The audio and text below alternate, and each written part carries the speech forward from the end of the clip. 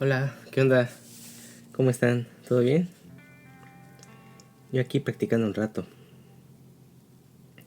A lo mejor se dieron cuenta que estoy subiendo una nueva serie de videos. Bueno, más que video, lo que interesa ahí es el audio. Trato de hacer una especie de audiolibros sobre literatura japonesa que no he encontrado traducida al español.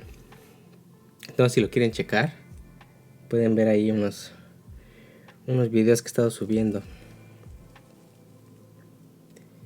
Y precisamente por ese proyecto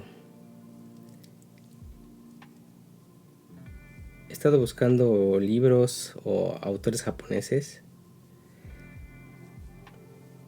digamos que no son muy conocidos, o yo diría que hasta prácticamente desconocidos, por lo menos en México. Yo no había oído hablar de muchos de los que se encuentran ahí. Ahí en el link de los videos que les menciono pueden encontrar una página donde hay, pues sí, libros gratis. Pueden encontrar libros gratis, obviamente son en japonés. Pero lo interesante aquí es que son libros que, como ya son muy viejos, digamos que ya pasó, ya caducó el copyright. Entonces, por eso los puedo traducir, los puedo subir sin ningún problema. Pero no por eso deja de ser buenos libros. Es al fin y al cabo literatura clásica japonesa. Luego tuve la suerte de encontrarme con una escritora que desde el principio que empecé a leer su primer libro, que bueno, de hecho en esa página que les digo vienen dos libros. Bueno, lo que yo pensaba que eran dos libros, porque después me di cuenta que uno, digamos, es un extracto de, digamos, de la novela completa. Y cuando empecé a leer ese primer extracto, que se llamaba Padre, era una especie de autobiografía o las memorias de esta persona, de esta escritora, hablando acerca de su padre. Y digo, desde el primer párrafo me interesó mucho y me puse a buscar más acerca de esa escritora. De la escritora que les hablo se llama Fumiko Kaneko. Fumiko Kaneko, probablemente las personas que estén, digamos, dentro de estos círculos a los que pertenecía, ya les platicaré más adelante a detalle. Esta escritora puede que sea una figura conocida, pero digo, por lo menos yo no había oído hablar de ella. Ella, por lo que se conoce, no es tanto por su papel de escritora, porque de hecho lo que escribió fueron su autobiografía, fueron sus memorias. La escribió estando en la cárcel. De hecho, por lo que es más conocida, les digo, dentro de estos círculos, o entre estas personas que se dedican a esas ondas, es por su activismo político. Ella, digamos que estuvo involucrada con los movimientos anarquistas a principios del siglo XX. Claro, obviamente, principalmente en Japón, pero ya saben, todos estos movimientos sociales, políticos, generalmente no se limitan a una sola región, ¿no? Yo creo que podemos poner ejemplos, no sé, desde la Revolución Francesa, ¿no? Que muchos sucesos se produjeron, digamos, casi simultáneamente, ¿no? La independencia de Estados Unidos, la independencia de México, y así nos podemos seguir, ¿no? En este caso, estos movimientos anarquistas que coinciden, o digamos que pueden derivarse de ideas que se originaron, por ejemplo, en la Revolución Rusa. De hecho, muchos anarquistas japoneses, yo creo también por la cercanía, tuvieron contacto con estos anarquistas rusos, chinos. Entonces, digo, se desarrolló un movimiento anarquista en Japón a principios del siglo XX, el cual tomó un papel muy importante Fumiko Kaneko. Ella nació a finales del siglo XIX, por ahí de 1890, en Hiroshima. Y por lo que cuenta, porque realmente no se conoce mucho de su vida, lo que se conoce más, digamos, de su vida privada, o por lo menos de sus primeros años, es lo que ella cuenta en sus autobiografías. Habrá de saber qué tan, digamos, qué tan fiable sean esa fuente.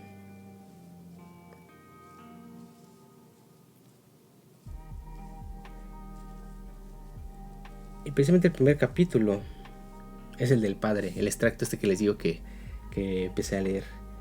Digo, me interesó mucho digamos, tuvo una infancia muy dura. Es el primer capítulo abre hablando de su padre.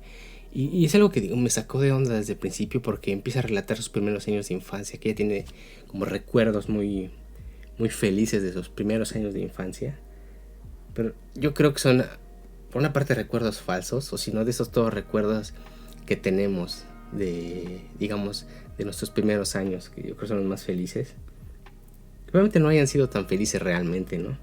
Pero pues, como somos unos niños y no entendemos bien qué onda, pues yo creo que cualquier cosa te parece nueva y feliz. Si es que ya después empieza a mencionar que se empezó a dar cuenta qué onda con su papá. Entonces menciona que su papá trabajaba como policía y pues siempre la cuidaba, la llevaba de paseo, cuando se enfermaba él se encargaba de cuidarla. Pero después ya poco a poco te das dando cuenta por dónde iba la onda, ¿no? O sea, por qué ella tenía estos recuerdos. Ya después menciona que cuando se empezó a dar cuenta de qué onda con su papá, o sea, al fin y al cabo su papá era un alcohólico, se la pasaba todo el día en casa. Y bueno, claro, se la pasaba, y los momentos que no se la pasaba en casa, se la pasaba chupando afuera con sus amigos o con su amante, que después tuvo el descaro de llevársela a vivir a su casa.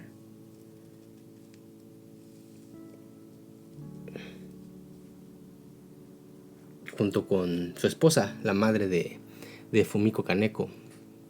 Aquí lo interesante es que ellos no estaban casados. O sea, su padre y su madre no estaban casados. Entonces, al nacer su hija en ese entonces, no sé cómo estaba, no sé bien cómo estaba, digamos, cómo se llevaba a cabo el registro de los familiares, el registro de los niños, pero menciona en su autobiografía que el hecho de que sus padres no hayan estado casados, digamos que no pudo ser registrada al nombre de su padre y digamos que quedó así como en el limbo, entonces tampoco pudo ser inscrita en la escuela. O sea, digamos que, o sea, imagínense, es como si no hubiera tenido acta de nacimiento. Entonces, pues si ni siquiera pudo accesar a la educación básica, digamos que muy así, a duras penas, la aceptaron a una escuela, pero no registrada oficialmente, la aceptaron, digamos, como oyente. Supongo que también la llevaban sus padres para que no estuviera ahí, interrumpiendo sus placeres en casa. El chiste es, bueno, como todo buen padre alcohólico, el problema es que pues no se limitaba a eso, ¿no? Había problemas de violencia doméstica y digamos que se vieron obligadas a salirse de su casa con su mamá y se fue primero a vivir a la casa de sus abuelos maternos, y ahí supuestamente le iban a cuidar bien, pero digamos como una hija legítima y pues no les traía ningún beneficio el hecho de tratarla bien. Pues digamos que prácticamente la tenían como si fuera pues sí, la tenían trabajando ahí como sirvienta prácticamente. Aquí lo interesante es que ella tenía familia, no nada más en Japón, en diferentes partes de Japón, sino tenía familiares en Corea. Y aquí es donde empieza, digamos, la clave de cómo ella se fue introduciendo poco a poco en estos movimientos anarquistas. Es precisamente, tuvieron problemas con sus familiares aquí en Japón y terminó yéndose a vivir a la casa de, creo que es un tío que vivía en Corea. Y para esto un poco de contexto, así como dicen en el Insta, contexto please. No sé si ustedes saben, pero precisamente a principios del siglo XX,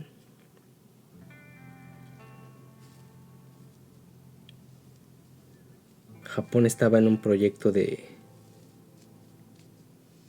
pues prácticamente de colonización. de expansión. Es un país pequeño, digamos, pero que se estaba desarrollando muy rápidamente. Entonces estaba en un plan de expandir sus territorios.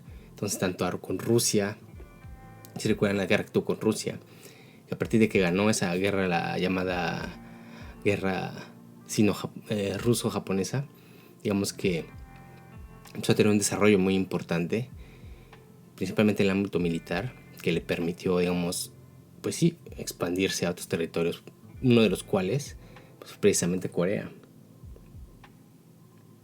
Entonces, a principios del siglo XX,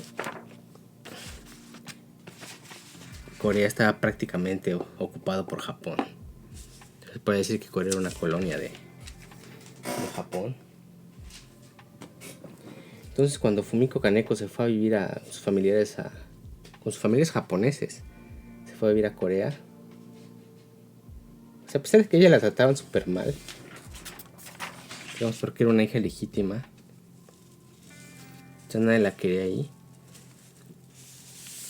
Yo creo que eso lo hizo simpatizar un poco de todo el maltrato que sufrían los coreanos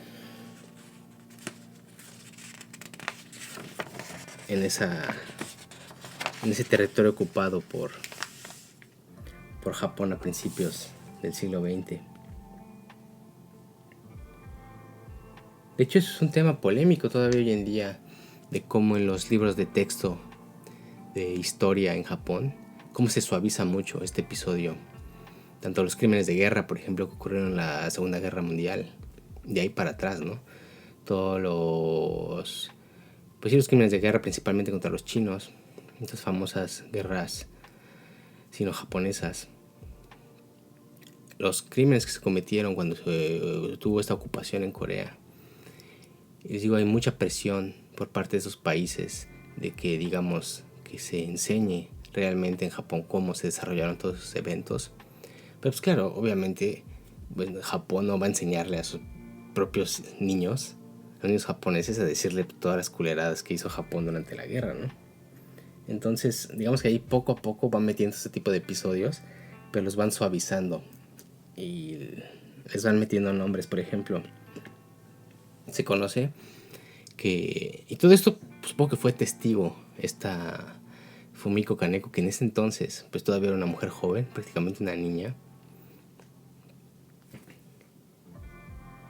de todos los abusos, por ejemplo, contra las mujeres, que pues las tenían trabajando como prostitutas. Bueno, es que ni siquiera como prostitutas, o sea, las tenían trabajando como, digamos, prácticamente como esclavas sexuales.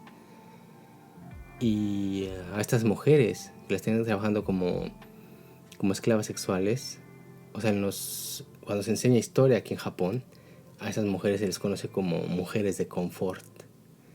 Entonces, como que quieren dar la idea de que esas mujeres estaban, digamos, trabajando ahí de manera voluntaria y que su principal tarea era, pues sí, servirle de compañía a los soldados o los ocupantes japoneses que estaban en Corea.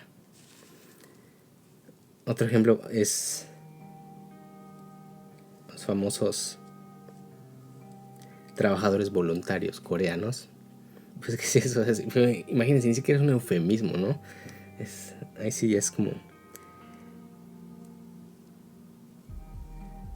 es hasta como grosero lo absurdo del nombre, ¿no?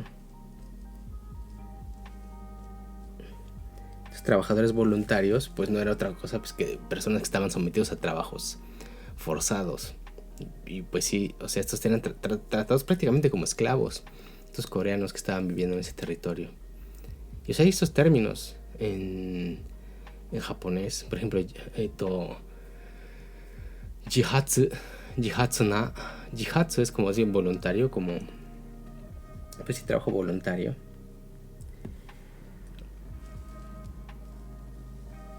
Entonces, todos estos abusos que sufrieron los coreanos por parte de los japoneses, que al fin y al cabo, o sea, Fumiko Kaneko era japonesa, y parece ser que el familiar con el que vivía tenía un cargo dentro de la seguridad, ya no sé si de la policía o del ejército de los ocupantes japoneses en Corea. Entonces digamos que tenía o vio muy de cerca todo este maltrato que sufrían estas personas coreanas, Y desde su estancia en Corea empezó a tener contactos con, con personas que estaban involucradas en círculos, digamos, pues sí, tanto anarquistas, digamos, con otro tipo de ideologías socialistas, comunistas y, o sea, más o menos radicales, ¿no? Nihilistas, o sea, les digo, tenían ideas desde las que venían de la Revolución Rusa hasta, por ejemplo, ideas derivadas, no sé, de Nietzsche, por ejemplo, ¿no?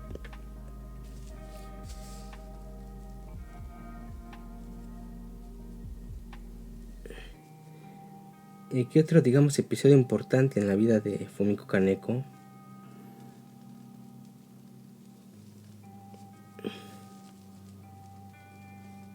Que de hecho, esto está tratado en una película que se llama Anarquistas de la Colonia. Será traducida en español. No sé si esté traducido, no sé si esté subtitulado, ¿verdad? En español, se puede encontrar en español. Anarchists of the Colony o From the Colony. Es una película coreana que precisamente trata de estos episodios durante la ocupación japonesa y se enfoca principalmente en un personaje que fue importante en la vida de Fumiko Kaneko, que fue, digamos, su pareja sentimental, este Park Yol o Pak Yol. Este Pak Yol fue digamos, la pareja sentimental de Fumiko Kaneko, que conoció cuando estuvo viviendo en Corea y que, digamos, ese contacto pues la introdujo, yo creo, directamente, digamos, al núcleo de estos círculos anarquistas, estos grupos anarquistas, que ahí sí eran súper radicales, estaban totalmente en contra de la ocupación japonesa.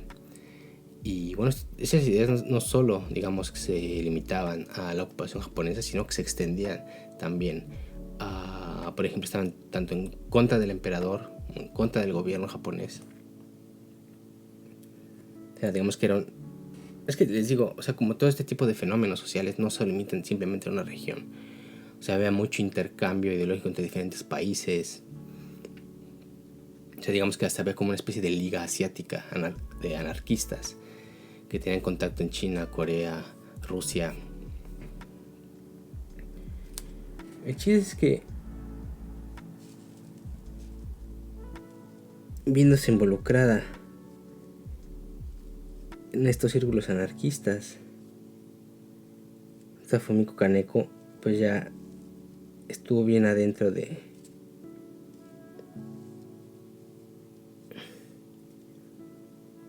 les digo, algunas, desde manifestaciones hasta, pues sí, prácticamente ataques terroristas, digamos, ya por grupos radicales anarquistas, por ejemplo, bombardeos, estaciones de policía, bombardeos, inclusive a algunas casas de personas de la familia real.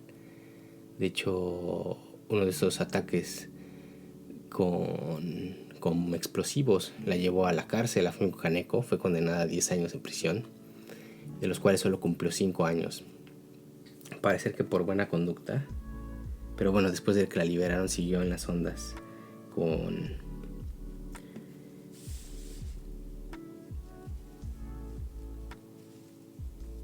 otros anarquistas japoneses, y que finalmente lo que la llevó a la cárcel nuevamente, y así ya no saldría, es un famoso incidente que tiene que ver con los grupos anarquistas, que se llamó el incidente de Toranomon. Toranomon es un lugar, digamos, es una de las puertas de entrada al Palacio Imperial. Entonces este incidente de Toranomon pues prácticamente fue una conspiración que se hizo para matar al emperador. Imagínense, o sea, las ambiciones de estos grupos, ¿no? O sea, no nada más era poner bombas en algún lugar público, o sea, ya se iban a lo grande, ¿no? O sea, querían matar directamente al emperador. Esto ocurrió, parecer que por ahí de 1923. Estamos hablando antes de la Segunda Guerra Mundial. Y el chiste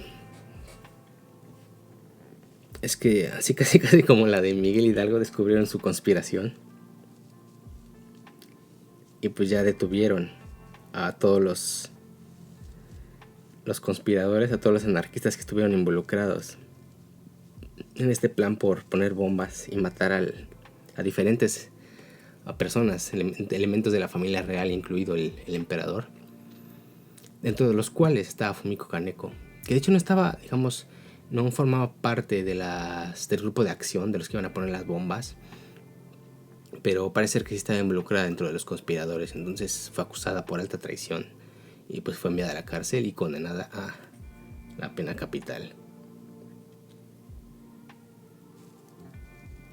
Ella fue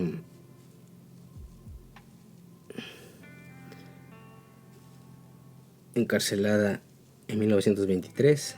Parece que es el que pasó 3 años en la cárcel, que fue precisamente el momento en que escribió sus memorias, su autobiografía, que si traducida al español se podría traducir como ¿por qué hice lo que hice? O sea, precisamente su autobiografía lo que ella intenta hacer es, digamos, explicar, digamos, tratando de racionalizar desde su infancia todo lo que ella vivió, todo lo que ella vio, de por qué, digamos, se involucró con estas personas y por qué tenía las ideas que ella tenía. O sea, todo esto les digo fue porque empecé a leer ese libro, que de hecho ahorita lo estoy traduciendo para subirlo también en audiolibro. Ahí después lo checan cuando lo suba, de Fumiko Kaneko. Y pues sí, 3 años después, en 1926, fue ejecutada. La colgaron. Y digamos que quedó dentro de... No se podría decir dentro del imaginario colectivo, porque les digo, no es una persona muy conocida. Le he preguntado a varias personas, a varios amigos japoneses, si la conocen. Y no tienen la más mínima idea. Supongo que, o sea, en los libros de historia no viene. No sé qué tanto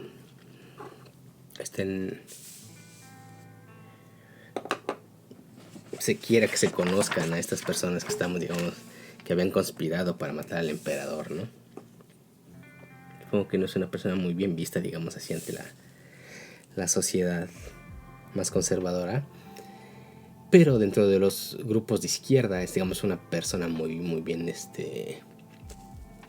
la tiene muy buena estima. Digamos que es una imagen importante del anarquismo, de la lucha social, del feminismo, porque a pesar de que ella no tuvo una educación formal, ella, pues sí les digo, empezó desde la escuela primaria a acudir de oyente, y pues ahí poco a poco se fue prácticamente autodidacta, pues sí, cultivando. Y bueno, pues ya después yo creo que se clavó mucho en leer pura literatura relacionada con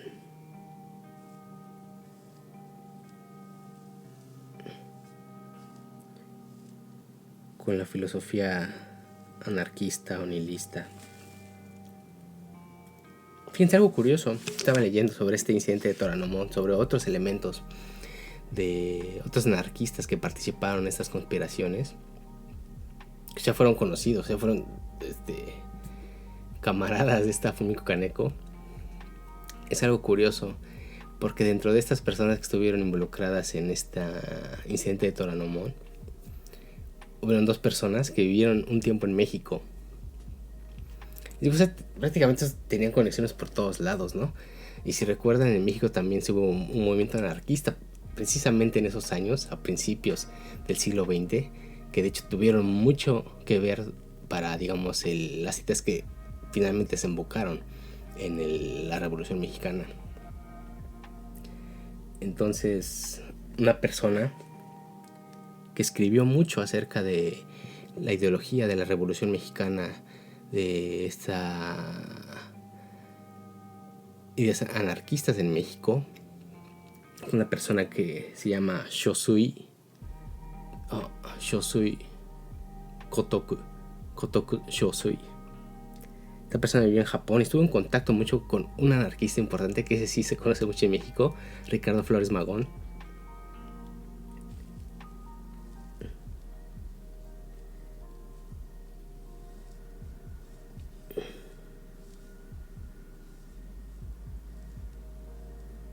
Entonces, Shosui Kotoku, digamos que estuvo en contacto con estos revolucionarios mexicanos, de los cuales, digamos, tuvo mucho intercambio de ideas que al fin y al cabo fueron llevadas también a Japón, ideas revolucionarias mexicanas. Fíjense, escribió acerca de Ricardo Flores Magón, escribió acerca de la Revolución Mexicana y en particular también escribió sobre Emiliano Zapata. Tiene un libro específicamente sobre Emiliano Zapata, sobre esta idea de tierra y libertad, que tenían un eslogan parecido. Fíjense, algo curioso, que no era como tal la idea de tierra y libertad, pero sí estaba, digamos, el mismo, pues sí, la misma ideología, el mismo espíritu, que en este caso pueda traducir este eslogan que ellos tenían como proteger la tierra. Si se fijan, es algo muy parecido, ¿no? Aunque aquí también se deriva un poco la idea, no tanto a la tierra, digamos, que el caso de Tierra y Libertad era la idea de la repartición de las tierras para la agricultura, ¿no? Pero en este caso también, digamos, que era proteger la tierra, no nada más, digamos, la tierra física para la agricultura, que también era muy importante en ese entonces, sino también proteger, digamos, el planeta por esta acelerada industrialización que se estaba llevando a cabo a principios del siglo XX. Pero fíjense lo curioso, o sea, el intercambio que hubo entre grupos anarquistas mexicanos y japoneses en ese entonces. Fíjense, hasta un japonés, también Yagyu, que le llaman el zapatista japonés, que parece ser que también estuvo ahí involucrado con los movimientos revolucionarios con Emiliano Zapata en México. Entonces fíjense, o sea, toda la conexión que hay entre estos grupos anarquistas y la Revolución Mexicana de 1910. Pero bueno, entonces salió acerca de esta persona que les platicaba, de Fumiko Kaneko.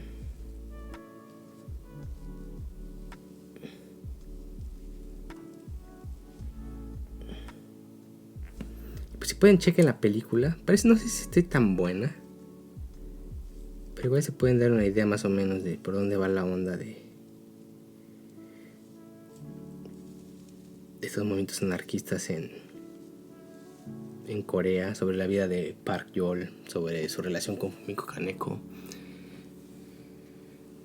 Y pues sí, al final terminaron ejecutados los dos por alta traición y por conspiración para matar al emperador.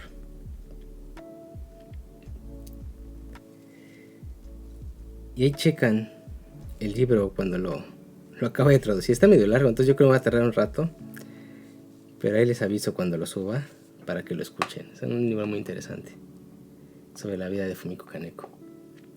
Pero bueno, ahí si le echan una checada, pues me dicen qué onda. ¿Sale? Nos vemos, cuídense, bye.